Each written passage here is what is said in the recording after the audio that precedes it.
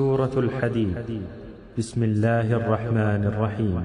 سبح لله ما في السماوات والأرض وهو العزيز الحكيم.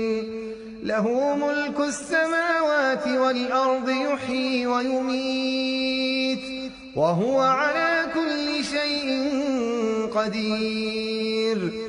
هو الأول والآخر والظاهر والباطن وهو بكل شيء عليم. هو الذي خلق السماوات